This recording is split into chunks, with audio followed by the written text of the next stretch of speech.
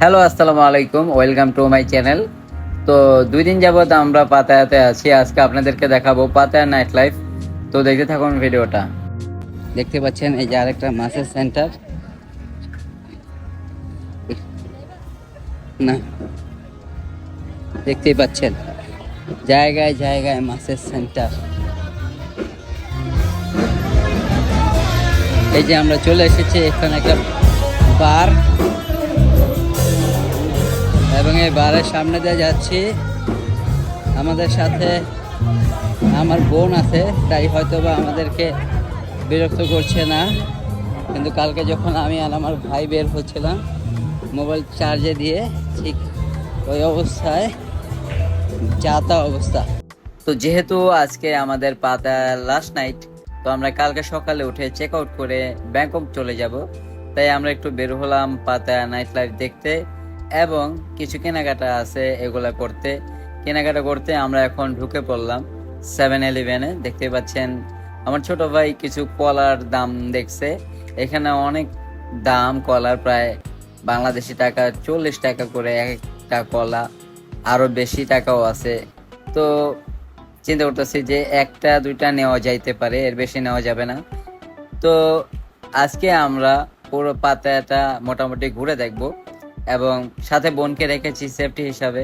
কারণ আমরা দুই ভাই যদি এই পাতা সিটিতে একা একা ঘুরি দুইজনে, তাহলে একটু এম্বারেস ফিল হয় এবং খুব অকওয়ার্ড অবস্থা। তাই আজকে বোনকে নিয়ে এসেছি। কালকে যখন আমরা রাতে বের হয়েছিলাম দুই ভাইয়ে, তখন একটা মানে যাতা অবস্থা দেখার পর চিন্তা করছি যে আজকে বোনকে নিয়ে বের হব। আর বোনকে নিয়ে বের হওয়ার পরেই দেখলাম যে ম্যাজিক, কোনো ডিস্টার্ব হচ্ছে না, এবং পাতার যে মেসেজ গার্লগুলো রয়েছে, কল গার্ল, মেসেজ গার্ল, এগুলো কেউই কোনো ডিস্টার্ব করছে না। তাই আজকে একটু কেনাকাটা করব। কেনাকাটা করতে আমরা চলে এসেছি 7-Eleven-এ। যেটাই দেখছি সেটাই হারাম। মুসলিমদের খাওয়ার মতো হালাল কিছুই নাই।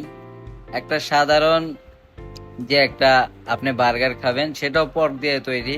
এবং আমার হাতে যে দেখতে পাচ্ছেন এই আচারটা, সেই আচারটাও মুসলিম ক্যান নট বলে দিয়েছে। এই যে আমার হাতে দেখতে পাচ্ছেন, এখানে যত বেকারি যত খাবার আছে, এগুলো সব কিছুর মধ্যে পর্ক রয়েছে।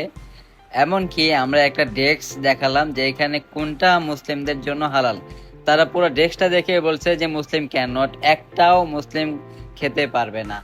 মানে কি একটা অবস্থা থাইল্যান্ডে। সিঙ্গাপুরেও মুসলিম রাষ্ট্র না, কিন্তু তারপরেও সিঙ্গাপুরে এত প্রবলেম হয় নাই। সিঙ্গাপুরটা ইন্টারন্যাশনাল হওয়াতে, মানে একটু বেশি উন্নত হওয়াতে, ওই জায়গায় মুসলিমদের জন্য খাবার থাকে, মানে অনেক লেভেলের।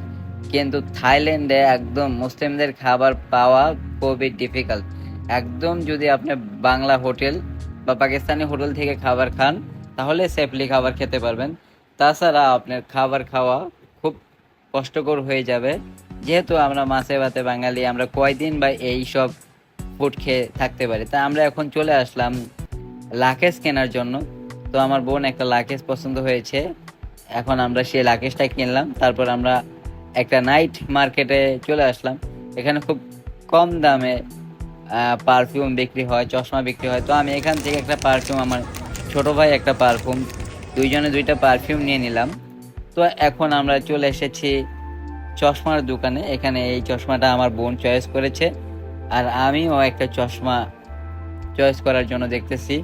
তো এই মার্কেটটা মানে মোটামুটি বাংলাদেশের চেয়ে একটু দাম বেশি থাকলেও মানে থাইল্যান্ড হিসাবে এই মার্কেটটা একটু কম দাম। যাই হোক, আমি এই চশমাটা চয়েস করলাম, মোটামুটি দেখতে ভালোই। তো এখন আমরা এইখানে আরেকটা সুপার শপে চলে এসেছি। এখান থেকে কিছু বাম কিনবো আম্মুর জন্য, আর আরো অনেক কিছু চকলেট টকলেট কেনার বাকি রয়েছে। তাই আমরা দেখতেছি যে কি কেনা যেতে পারে। বিশেষ করে যে কোনো খাবার কেনার আগেই তো আমাদের সর্বপ্রথম দেখতে হয় এটা কি মুসলিম হালাল নাকি না হালাল না। তো থাইল্যান্ড সহ যে কোনো রাষ্ট্রে আপনি যখন যাবেন, বলবেন এটা কি হালাল না হারাম, তো তারা হারাম হালাল বলে দেবে, কোনো মিথ্যে কথা বলবে না, তারা ছলচাতুরি আশ্রয় নেয় না। তো এখানে আমরা একটা ম্যাঙ্গো নিয়েছি। তো এই আচারটা অনেক মজা। এটা বেসিক্যালি বাংলাদেশের ম্যাঙ্গো বার রয়েছে, ওই রকমই কিছুটা, কিন্তু অনেকটা সুগার দিয়ে ভরা। তো আমরা এখন সেন্ট্রাল পাতায়ার পাশেই রয়েছি, এখানে মার্কেট করতেছি। তো আজকে ভিডিও এই পর্যন্তই। আপনারা যারা আমার ভিডিও ভালোবাসেন অবশ্যই আমার পেজকে ফলো দিয়ে পাশে থাকবেন।